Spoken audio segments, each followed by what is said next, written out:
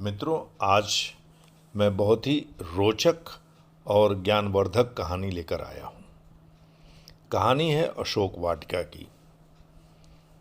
अशोक वाटिका में जिस समय रावण क्रोध में भरकर तलवार लेकर सीता माँ को मारने के लिए दौड़ पड़ा, उस समय हनुमान जी को लगा कि इसकी तलवार छीनकर इसका सिर काट लेना चाहिए।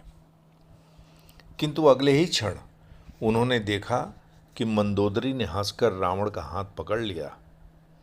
यह देखकर वे गदगद हो गए। वे सोचने लगे, यदि आगे बढ़ता तो मुझे भ्रम हो जाता कि यदि मैं न होता तो सीता जी को कौन बचाता।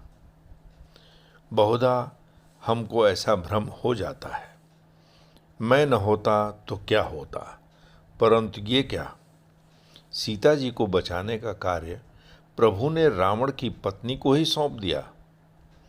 जब हनुमान जी समझ गए कि प्रभु आज जो कार्य लेना चाहते हैं वह उसी से लेते हैं, आगे चलकर जब त्रिजटा ने कहा कि लंका में बंदर आया हुआ है और वह लंका जलाएगा, तो हनुमान जी बड़ी चिंता में पड़ गए कि प्रभु ने तो ऐसा लंका जलाने जैसी बात कही नहीं थी, और त्रिजटा कह रही है कि उन्होंने स्वप्न में देखा है कि एक बानर ने लंका जलाई है।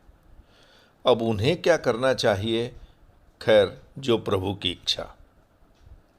जब रावण के सैनिक तलवार लेकर हनुमान जी को मारने के लिए दौड़े, तो हनुमान जी ने अपने को बचाने के लिए तनिक भी चेष्टा नहीं की। और जब विभीषण ने आकर कहा कि दूत को मारना अनीति है, तो हनुमान जी समझ गए कि मुझे बचाने के लिए प्रभु ने यह उपाय कर दिया है।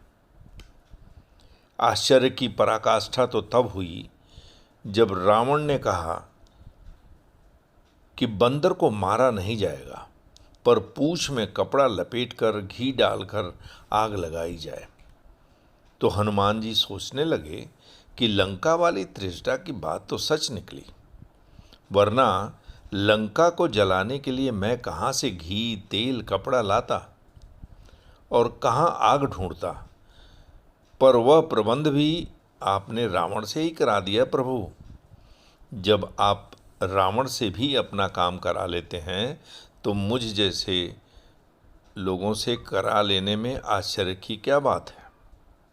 इसलिए सदैव याद रखें कि संसार में जो हो रहा है वह सब ईश्वरीय विधान है, और हम और आप तो केवल निमित्त मात्र हैं।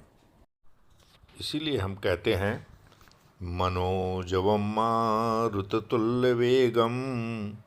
जितेन्द्रियं बुद्धिमतां वरिष्ठं वातात्मजं वानरयूथमुख्यं